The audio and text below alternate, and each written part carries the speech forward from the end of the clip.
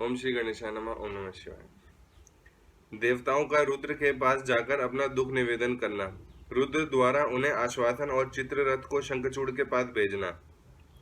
चित्ररथ के लौटने पर रुद्र का गणों, पुत्रों और भद्रकाली सहित युद्ध के लिए प्रस्थान। उधर शंखचूड़ का सेना सहित पुष्प भद्रा के तट पर पड़ाव डालना तथा दानवराज के दूत और शिव की बातचीत। सनत कुमार जी कहते हैं, मुने तदनंतर जो अत्यंत दीनता को प्राप्त हो गए थे, उन ब्रह्मा और विष्णु का वचन सुनकर शिवजी मुस्कुराए और मेघ गर्जना के समान गंभीर वाणी में बोले। शिवजी ने कहा, हे हरे, हे ब्रह्मांड, तुम लोग शंखचूड़ द्वारा उत्पन्न हुए भय को सर्वथा त्याग दो। निस्संदेह तुम्हारा कल्याण होगा। मैं शंखचूड़ का सारा वृतांत यथार्थ रूप से जानता हूँ। यह पूर्व जन्म में एक गोप था जो ऐश्वर्यशाली भगवान श्री कृष्ण का भक्त था। इसका नाम सुदामा था। वही सुदामा राधा जी के पास शंखचूड़ नामक दानवराज होकर उत्पन्न हुआ है। राधा जी के शाप से शंखचूड़ नामक दानवराज होकर उत्पन्न हुआ है। यह परम धर्मज्ञ और देवताओं से द्रोह करने वाला है। यह दुर्बुद्धिवश अपने उत्कृष्ट बल के भरोसे संपूर्ण देवगणों को कलेश दे रहा है। अब तुम लोग प्रेम पूर्वक मेरी बात सुनो और देवों को आनंदित करने के लिए शीघ्र ही कैलाशवासी रुद्र के समीप जाओ। वह रुद्र रूप मेरा ही उत्तम पूर्ण रूप है। मैं ही देव कार्य की सिद्धि के हेतु पृथक स्वरूप धारण करके वहां प्रकट हुआ हूँ। मेरा वह रूप ऐश्वर्यशाली तथा परिपूर्णतम है। हरे, इसलिए मैं भक्तों के वशीभूत हो कैलाश पर्वत पर सदा निवास करता हूँ। तदनंतर कैलाश पहुंचकर देवताओं ने भगवान महेश की स्तुति की और अंत में कहा, महेशान, आप तो कृपा के आकार हैं। दीनों का उद्धार करना तो आपका बाना ही है। प्रभु, दानवराज शंखचूड़ का वध करके इंद्र को उसके भय से मुक्त कीजिए और देवों को इस विपत्ति से उबारिए। तब भक्त वत्सल शंभु देवताओं की इस प्रार्थना को सुनकर हंसे और मेघ गर्जन की सी गंभीर वाणी में बोले। श्री शंकर ने कहा, हे हरे, हे ब्रह्मांड, हे देवगण, तुम लोग अपने अपने स्थान को लौट जाओ। मैं निश्चय ही सैनिकों सहित शंखचूड़ का वध कर डालूंगा, इसमें तनिक भी संशय नहीं है। सनत कुमार जी कहते हैं, व्यास जी, महेश्वर के उस अमृतस्रावी वचन को सुनकर संपूर्ण देवताओं को परम आनंद हुआ।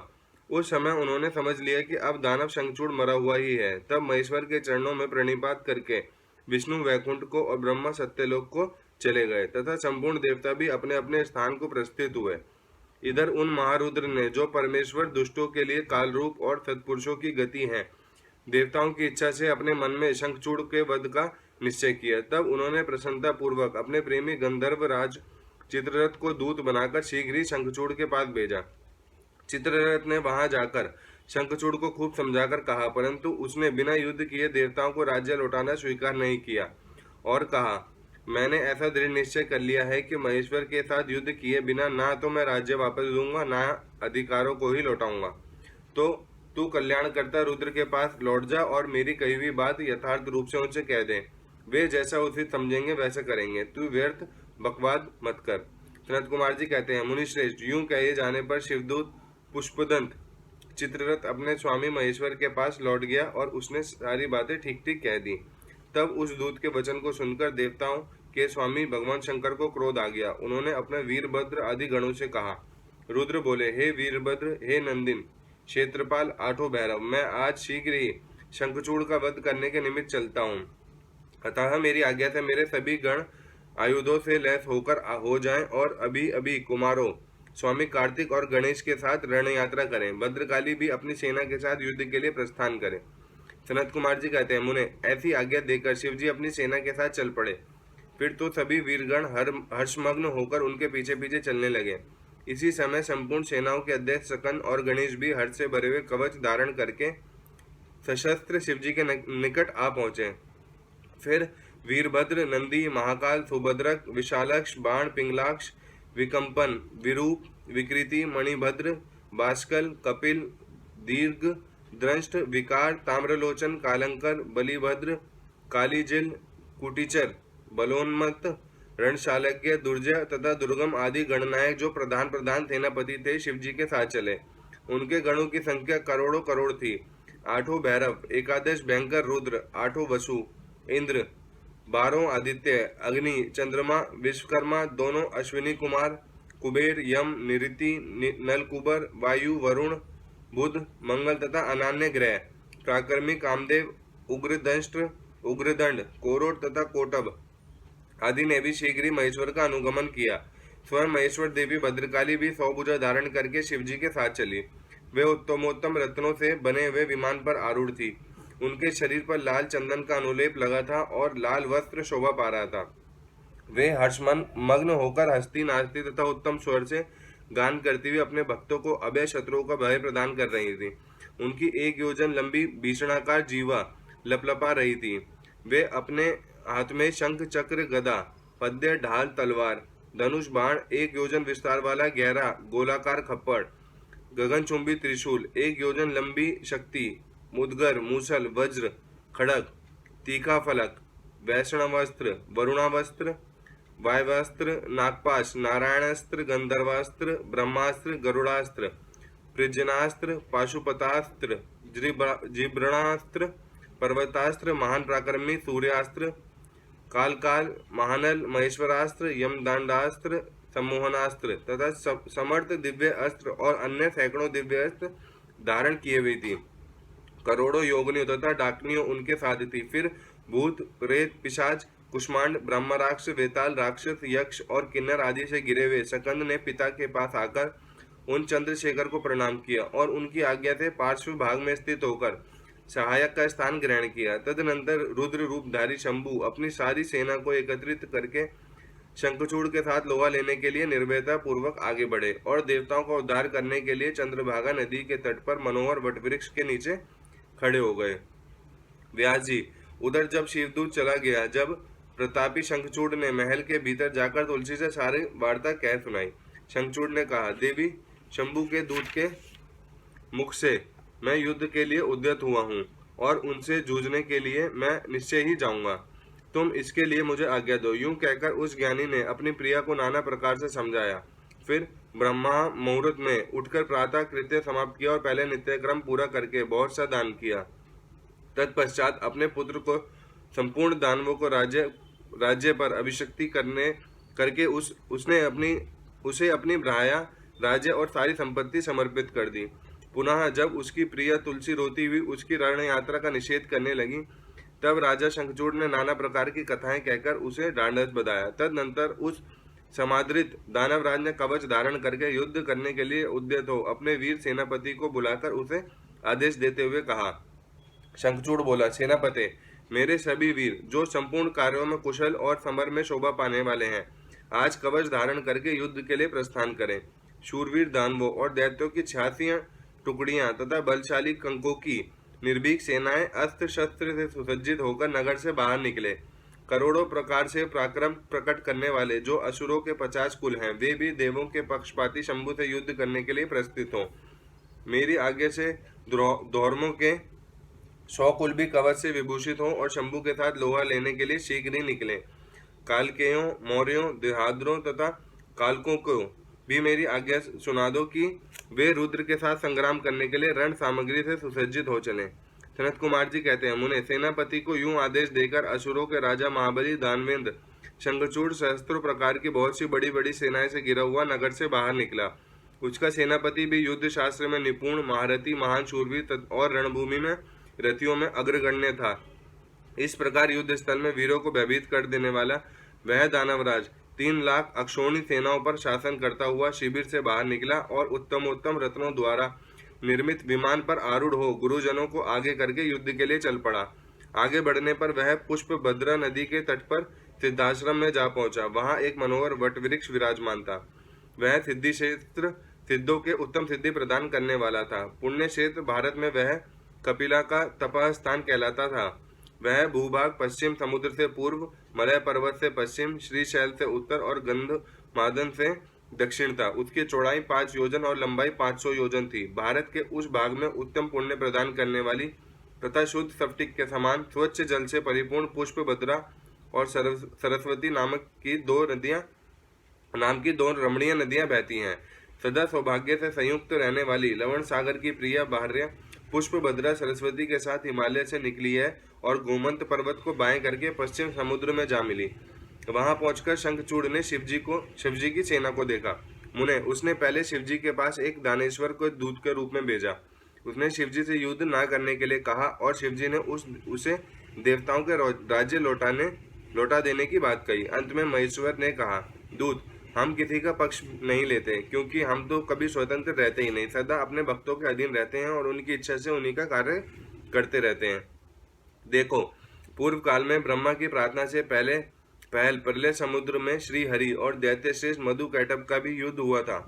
पुनः भक्तों के हितकारी उन्हीं श्री विष्णु ने देवताओं की प्रार्थना करने पर प्रहलाद के कारण हिरण्यकश्यप का वध किया था। तुमने यह भी सुना होगा कि पहले जो मैंने त्रिपुरों के साथ युद्ध करके उन्हें भस्म कर डाला था, वह भी देवों की प्रार्थना पर ही हुआ था। पूर्व काल में सर्वेश्वरी जग जननी का जो शुंभ आदि के साथ युद्ध हुआ था और जिसमें उन्होंने एक दैत्यों का वध कर डाला था, वह भी देवताओं की प्रार्थना करने पर ही घटित हुआ था। वे ही सभी देवगण आज भी ब्रह्मा की शरणापन्न हुए थे। तब वे उन देवताओं और श्री हरि के साथ मेरी शरण में आए थे। दूत, इस प्रकार ब्रह्मा विष्णु और देवगणों की प्रार्थना के वशीभूत हो देवों का अधीश्वर होने के कारण मैं भी युद्ध के लिए आया हूँ। तुम भी तो महात्मा श्री कृष्ण के श्रेष्ठ पार्षद हो। अब तक जो दैत्य मारे गए हैं, उनमें से कोई भी तुम्हारा समानता नहीं कर सकता। इसलिए राजन, देव कार्य की सिद्धि के लिए तुम्हारे साथ युद्ध करने में मुझे कौन सी बड़ी लज्जा होगी? अर्थात कुछ नहीं, क्योंकि मैं ईश्वर हूँ और देवताओं ने मुझे विनयपूर्वक भेजा है। अतः तुम जाओ और शंखचूड़ से मेरी बात कह दो, वह जैसा उचित समझेगा वैसा करेगा। मुझे तो देवताओं का कार्य करना ही है। यूं कहकर कल्याण करता महेश्वर चुप हो गए। तब शंखचूड़ का वह दूत उठा और उसके पास चल दिया। अध्याय समाप्त। अगला अध्याय, देवताओं और दानवों का युद्ध। शंखचूड़ के साथ वीरभद्र का संग्राम। पुनः उसके साथ भद्रकाली का भयंकर युद्ध करना और आकाशवाणी सुनकर निवृत्त होना। शिवजी का शंखचूड़ के साथ युद्ध और आकाशवाणी सुनकर युद्ध से निवृत्त हो विष्णु को प्रेरित करना। विष्णु द्वारा शंखचूड़ के कवच और तुलसी के शील का अपहरण। फिर रुद्र के हाथों त्रिशूल द्वारा शंखचूड़ का वध। शंख की उत्पत्ति का कथन। सनत कुमार जी कहते हैं, महर्षि, जब उस दूत ने शंखचूड़ के पास जाकर विस्तार पूर्वक शिवजी का वचन कह सुनाया तथा तत्वतः उनके यथार्थ निश्चय को भी प्रकट किया, तब उसे सुनकर प्रतापी दानवराज शंखचूड़ ने भी परम प्रसन्नता पूर्वक युद्ध को ही अंगीकार किया। फिर तो वह तुरंत ही मंत्रियों सहित रथ पर जा बैठा और उसने अपनी सेना को शंकर के साथ युद्ध करने के लिए आदेश दिया। इधर अखिलेश्वर शिवजी ने भी तत्काल ही अपनी सेना को तथा देवों को आगे बढ़ने की आज्ञा दी और स्वयं भी लीलावश युद्ध के लिए सन्नद्ध हो गए। फिर तो शीघ्र ही युद्ध आरंभ हो गया। उस समय नाना प्रकार के रणवाद्य बजने लगे। वीरों के शब्द और कोलाहल चारों ओर गूंज उठे। मुने, इस प्रकार देवताओं और दानवों का परस्पर युद्ध होने लगा। उस समय वे दोनों सेनाएं धर्म पूर्वक जूझने लगी। स्वयं महेंद्र वृषपर्वा के साथ लड़ने लगे और विप्रचिति के साथ सूर्य का धर्म युद्ध हुआ। विष्णु दंभ के साथ भीषण संग्राम करने लगे। कालासुर से काल, गोकर्ण से अग्नि, कालके से कुबेर, मय से विश्वकर्मा, भयंकर से मृत्यु, संहार से यम, कालिंबिक से वरुण, चंचल से वायु, घटपृष्ठ से बुध, रक्ताक्ष से शनैश्चर, रत्नसार से जयंत, वर्षागणों से वसुगण, दोनों दीप्तिमानों से दोनों अश्विनी कुमार, धूर्म से नलकुबर, धुरंधर से धर्म, गणकाक्ष से मंगल, शोभाकार से वैष्णवर, पिपीट से मनमंत, गोकामुख, चूर्ण, खड़ग, धूम्र, सहल, प्रतापी, विष और पलाश नामक असुरों से 12 आदित्य धर्म पूर्वक लोहा लेने लगे। इस प्रकार शिव की सहायता के लिए आए हुए अमरों का असुरों के साथ युद्ध होने लगा। 11 महारुद्र महान बल पराक्रम से संपन्न 11 भयंकर असुर वीरों से भिड़ गए। उग्र और चंड आदि के साथ महामणि, राहु के साथ चंद्रमा और शुक्राचार्य के साथ बृहस्पति धर्म युद्ध करने लगे। इस प्रकार इस महायुद्ध में नंदीश्वर आदि सभी शिवगण श्रेष्ठ दानवों के साथ संग्राम करने लगे। विस्तार भय से उनका पृथक वर्णन नहीं किया गया है। मुने, उस समय सारी सेनाएं निरंतर युद्ध में व्यस्त थी और शंभु काल्यसुत के साथ वटवृक्ष के नीचे विराजमान थे। उधर शंखचूड़ भी रत्नाभरणों से विभूषित हो करोड़ों दानवों के साथ रमणीय रत्न सिंहासन पर बैठा हुआ था। फिर देवताओं तथा असुरों में चिरकाल तक अत्यंत भयानक युद्ध होता रहा। तदनंतर शंखचूड़ भी आकर उस भीषण संग्राम में जुट गया। इसी बीच महाबली वीरभद्र समर भूमि में बलशाली शंखचूड़ से जा भिड़े। उस युद्ध में दानवराज जिन जिन अस्त्रों की वर्षा करता था, उनको वीरभद्र खेल ही खेल में अपने बाण से काट डालते थे। व्यास जी, इसी समय देवी भद्रकाली ने समर भूमि में जाकर बड़ा भयंकर सिंहनाद किया। उनके उस शब्द को सुनकर सभी दानव मूर्छित हो गए। उस समय देवी ने बारंबार अट्टहास किया और मधुपान करके वे रण के मुहाने पर नृत्य करने लगी। उनके साथ ही उग्रदंडा और कोटवी ने भी मधुपान किया तथा अन्य देवियों ने खूब मधु पीकर युद्ध स्थल में नाचना आरंभ किया। उस समय शिवगणों तथा देवों के दलों में महान कोलाहल मच गया। सारा सुर समुदाय बहुत प्रकार से गर्जना करता हुआ हर्षमग्न हो गया। तदनंतर काली ने शंखचूड़ के ऊपर प्रलयकालीन अग्नि की शिखा के समान उद्दीप्त अग्नेयास्त्र चलाया, परंतु दानवराज ने वैष्णवास्त्र से उसे शीघ्र ही शांत कर दिया। तब देवी भद्रकाली ने उस पर नारायण अस्त्र का प्रयोग किया। वह अस्त्र दानव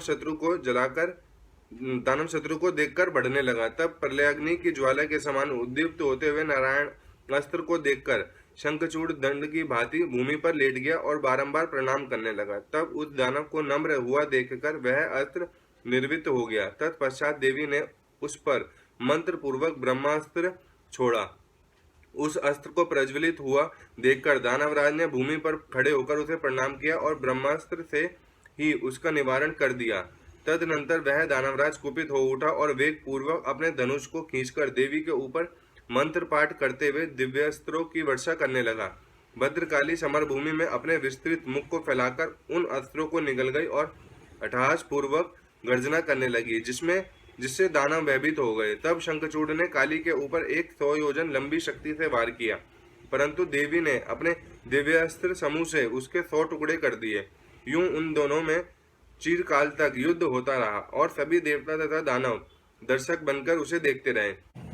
अंत में देवी ने महान कोपावेश से उस पर वेग पूर्वक मुष्टि प्रहार किया। उसकी चोट से वह दानवराज चक्कर काटने लगा और उसी क्षण मूर्छित हो गया। फिर क्षण भर में ही उसकी चेतना लौट आई और वह उठ खड़ा हुआ, परंतु उस प्रतापी ने मातृबुद्धि होने के कारण देवी के साथ बाहु युद्ध नहीं किया। तब देवी ने उस दानव को पकड़कर उसे बारंबार घुमाया और बड़े क्रोध से वेग पूर्वक ऊपर को उछाल दिया। प्रतापी शंखचूड़ वेग से ऊपर को उछला और पृथ्वी पर गिरकर पुनः उठ खड़ा हुआ। उस महायुद्ध में वह तनिक भी भ्रांत नहीं हुआ था, बल्कि उसका मन प्रसन्न था। तत्पश्चात वह भद्रकाली को प्रणाम करके बहुमूल्य रत्नों द्वारा निर्मित अपने परम मनोहर विमान पर जा बैठा। इधर कालिका भूख से विहल होकर दानवों का रक्तपान करने लगी। इसी अवसर पर वहां यूं आकाशवाणी हुई, ईश्वरी, अभी रणभूमि में सिंहनाद करने वाले 1.5 लाख दानवेंद्र और बचे हैं। ये बड़े उद्यत हैं, अतः तुम इन्हें अपना आहार बना लो। परंतु देवी, संग्राम में दानवराज शंखचूड़ को मारने के लिए मन मत दौड़ाओ, क्योंकि यह तुम्हारे लिए अवध्य है, ऐसा निश्चय समझो। आकाशवाणी द्वारा कहे हुए वचन को सुनकर देवी भद्रकाली ने बहुत से दानवों का मांस भक्षण करके उनका रक्तपान किया और फिर वे शिवजी के निकट चली गईं। वहां उन्होंने पूर्वापर के कर्म से सारा युद्ध वृत्तांत कह सुनाया। व्यास जी ने कहा, महाबुद्धिमान सनत कुमार जी, काली का वह कथन सुनकर महेश्वर ने उस समय क्या कहा और कौन सा कार्य किया, उसे आप वर्णन करने की कृपा करें, क्योंकि मेरे मन में उसे सुनने की प्रबल उत्कंठा जाग उठी है। सनत कुमार जी बोले, मुने, शंभु तो जीवों के कल्याणकर्ता परमेश्वर और बड़े लीला विहारी हैं। वे काली द्वारा कहे हुए वचन को सुनकर उन्हें आश्वासन देते हुए हंसने लगे। तदनंतर आकाशवाणी को सुनकर तत्व ज्ञान विशारद स्वयं शंकर अपने गणों के साथ समर भूमि की ओर चले। उस समय वे महावृषभ नंदीश्वर पर सवार थे और उन्हीं के समान पराक्रमी वीरभद्र, भैरव और क्षेत्रपाल आदि उनके साथ थे। रणभूमि में पहुंचकर महेश्वर ने वीर रूप धारण किया। उस समय उन रुद्र की बड़ी शोभा हो रही थी और वे मूर्तिमान काल से दिख रहे थे। जब शंखचूड़ की दृष्टि शिवजी पर पड़ी, तब वह विमान से उतर पड़ा और परम भक्ति के साथ दंड की भांति पृथ्वी पर लौटकर उसने सिर के बल उन्हें प्रणाम किया। इस प्रकार नमस्कार करने के पश्चात वह तुरंत ही विमान पर जा बैठा और कवच धारण करके उसने धनुष बाण उठाया। फिर तो दोनों ओर से बाणों की झड़ी लग गई। यूं व्यर्थ ही बाण वर्षा करने वाले शिव और शंखचूड़ का वह उग्र युद्ध सैकड़ों वर्षों तक चलता रहा। अंत में युद्ध स्थल में शंखचूड़ का वध करने के लिए महाबली महेश्वर ने सहसा अपना वह त्रिशूल उठाया, जिसका निवारण करना बड़े बड़े तेजस्वियों के लिए भी अशक्य है। तब तत्काल ही उसका निषेध करने के लिए यूं आकाशवाणी हुई, शंकर, मेरी प्रार्थना सुनिए और इस समय इस त्रिशूल को मत चलाइए। ईश, यद्यपि आप क्षण मात्र में पूरे ब्रह्मांड का विनाश करने में सर्वथा समर्थ हैं, फिर इस अकेले दानव शंखचूड़ की तो बात ही क्या है। तथापि आप स्वामी के द्वारा देव मर्यादा का विनाश नहीं होना चाहिए। महादेव, आप उस देव मर्यादा को सुनिए और उसे सत्य एवं सफल बनाइए। वह देव मर्यादा यह है कि जब तक इस शंखचूड़ के हाथ में श्री हरि का परम उग्र कवच वर्तमान रहेगा और इसकी पतिव्रता पत्नी तुलसी का सतीत्व अखंडित रहेगा, तब तक इस पर जरा और मृत्यु अपना प्रभाव नहीं डाल सकेंगे। अतः जगदीश्वर शंकर ब्रह्मा के इस वचन को सत्य कीजिए। तब सत्पुरुषों के आश्रय स्वरूप शिवजी ने उस आकाशवाणी को सुनकर तथास्तु कहकर उसे स्वीकार कर लिया और विष्णु को उस कार्य के लिए प्रेरित किया। फिर तो शिवजी की इच्छा से विष्णु वहां से चल पड़े। वे तो मायावियों में भी श्रेष्ठ मायावी ठहरे। अतः उन्होंने एक वृद्ध ब्राह्मण का वेश धारण किया और शंखचूड़ के निकट जाकर उससे यूं कहा। वृद्ध ब्राह्मण बोले, दानवेंद्र, इस समय मैं याचक होकर तुम्हारे पास आया हूँ, तुम मुझे भिक्षा दो। दीन वत्सल, अभी मैं अपने मनोरथ को प्रकट नहीं करूंगा। जब तुम देना स्वीकार कर लोगे तब पीछे मैं उससे बताऊंगा और तब तुम उसे पूर्ण करना। ब्राह्मण की बात सुनकर राजेंद्र शंखचूड़ का मुख और नेत्र प्रसन्नता से खिल उठा। जब उसने ओम कहकर उसे स्वीकार कर लिया, तब ब्रह्मांड ने छल पूर्वक कहा, मैं तुम्हारा कवच चाहता हूँ। यह सुनकर ऐश्वर्यशाली दानवेंद्र शंखचूड़ ने, जो ब्राह्मण भक्त और सत्यवादी था, वह दिव्य कवच जो उसे प्राण के समान था, ब्राह्मण को दे दिया। इस प्रकार श्री हरि ने माया द्वारा उससे वह कवच ले लिया और फिर शंखचूड़ का रूप धारण करके वे तुलसी के पास पहुंचे। वहां जाकर सबके आत्मा एवं तुलसी के नित्य स्वामी श्री हरि ने शंखचूड़ रूप से उसके शील का हरण कर लिया। इसी समय विष्णु भगवान ने शंभु से अपनी सारी बात कह सुनाई। तब शिवजी ने शंखचूड़ के वध के निमित्त अपने उद्दीप्त त्रिशूल हाथ में लिया। परमात्मा शंकर का वह विजय नामक त्रिशूल अपनी उत्कृष्ट प्रभा बिखेर रहा था। उसे सारी दिशाएं, पृथ्वी और आकाश प्रकाशित हो उठे। वह मध्याह्न कालीन करोड़ों सूर्य तथा पल्लग्नि की शिखा के समान चमकीला था। उसका निवारण करना असंभव था। वह दूरदर्श, कभी व्यर्थ न होने वाला और शत्रुओं का संहारक था। वह तेजों का अत्यंत उग्र समूह, संपूर्ण शास्त्र अस्त्रों का सहायक, भयंकर और सारे देवताओं तथा असुरों के लिए दुस्सह था। वह एक ही स्थान पर ऐसा दमक रहा था मानो लीला का आश्रय लेकर संपूर्ण ब्रह्मांड का संहार करने के लिए उद्यत हो। उसकी लंबाई 1000 धनुष और चौड़ाई 100 हाथ थी। उस जीव का ब्रह्म स्वरूप शूल का किसी के द्वारा निर्माण नहीं हुआ था। उसका रूप नित्य था। आकाश में चक्कर काटता हुआ वह त्रिशूल शिवजी की आज्ञा से शंखचूड़ के ऊपर गिरा और उसने उसी क्षण उसे राख की ढेरी बना दिया। विप्र, महेश्वर का वह शूल मन के समान वेगशाली था। वह शीघ्र ही अपना कार्य पूर्ण करके शंकर के पास आ पहुंचा और फिर आकाश मार्ग से चला गया। उस समय स्वर्ग में दंदुबियां बजने लगी, गंधर्व और किन्नर गान करने लगे, देवों तथा मुनियों ने स्तुति करना आरंभ किया और अप्सराएं नृत्य करने लगी। शिवजी के ऊपर लगातार पुष्पों की वर्षा होने लगी और ब्रह्मा, विष्णु, इंद्र आदि देवता तथा मुनिगण उनकी प्रशंसा करने लगे। दानवराज शंखचूड़ भी शिवजी की कृपा से शाप मुक्त हो गया और उसे उसके पूर्व श्री कृष्ण पार्षद रूप की प्राप्ति हो गई। शंखचूड़ की हड्डियों से शंख जाति का प्रादुर्भाव हुआ। जिस शंख का जल शंकर के अतिरिक्त समस्त देवताओं के लिए प्रशस्त माना जाता है। महामुने, श्री हरि और लक्ष्मी को तथा उनके संबंधियों को भी शंख का जल विशेष रूप से अत्यंत प्रिय है, किंतु शिव के लिए नहीं। इस प्रकार शंखचूड़ को मारकर शंकर उमा, सकंद और गणों के साथ प्रसन्नता पूर्वक नंदीश्वर पर सवार हो शिवलोक को चले गए। भगवान विष्णु ने वैकुंठ के लिए प्रस्थान किया और देवगण परमानंद मग्न हो अपने अपने लोक को चले गए। उस समय जगत में चारों ओर परम शांति छा गई। सबको निर्विघ्न रूप से सुख मिलने लगा। आकाश निर्मल हो गया और सारी पृथ्वी पर उत्तम उत्तम मंगल कार्य होने लगे। मुने, इस प्रकार मैंने तुमसे महेश के जिस चरित्र का वर्णन किया है वह आनंददायक, सर्व दुखहारी, लक्ष्मीप्रद और संपूर्ण कामनाओं को पूर्ण करने वाला है। अगला अध्याय, विष्णु द्वारा तुलसी के शील हरण का वर्णन। कुपित हुई तुलसी द्वारा विष्णु को शाप। शंभु द्वारा तुलसी और शालग्राम शिला के महात्म्य का वर्णन। फिर व्यास जी के पूछने पर सनत कुमार जी ने कहा, महर्षि, रणभूमि में आकाशवाणी के सुनकर जब देवेश्वर शंभु ने श्री हरि को प्रेरित किया, तब वे तुरंत ही अपनी माया से ब्राह्मण का वेश धारण करके शंखचूड़ के पास जा पहुंचे और उन्होंने उससे परमोत्कृष्ट कवच मांग लिया। फिर शंखचूड़ का रूप बनाकर वे तुलसी के घर की ओर चले। वहां पहुंचकर उन्होंने तुलसी के महल के द्वार के निकट नगारा बजाया और जय जयकार से सुंदरी तुलसी को अपना आगमन की सूचना दी। उसे सुनकर सती साध्वी तुलसी ने बड़े आदर के साथ झरोखे के रास्ते राजमार्ग की ओर झांका और अपने पति को आया हुआ जानकर वह परमानंद मग्न निमग्न हो गई। उसने तत्काल ही ब्राह्मणों को धन दान करके उनसे मंगलाचार कराया और फिर अपना श्रृंगार किया। इधर देवताओं का कार्य सिद्ध करने के लिए अपनी माया से शंखचूड़ का स्वरूप धारण करने वाले भगवान विष्णु रथ से उतरकर देवी तुलसी के भवन में गए। तुलसी ने पति रूप में आए हुए भगवान का पूजन किया, बहुत सी बातें की, तदनंतर उनके साथ रमण किया। तब उस साध्वी ने सुख, सामर्थ्य और आकर्षण में व्यतिक्रम देखकर सब पर विचार किया और संदेह उत्पन्न होने पर वह तू कौन है, यूं डांटती हुई बोली।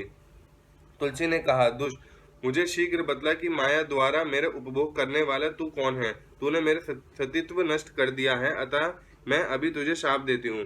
सनत कुमार जी कहते हैं, ब्रह्मांड तुलसी का वचन सुनकर श्री हरि ने लीला पूर्वक अपने परम मनोहर मूर्ति धारण कर ली। तब उस रूप को देखकर तुलसी ने लक्षणों से पहचान कर लिया कि यह साक्षात विष्णु है, परंतु उसका पातिव्रत्य नष्ट हो चुका था, इसलिए वह कुपित होकर विष्णु से कहने लगी।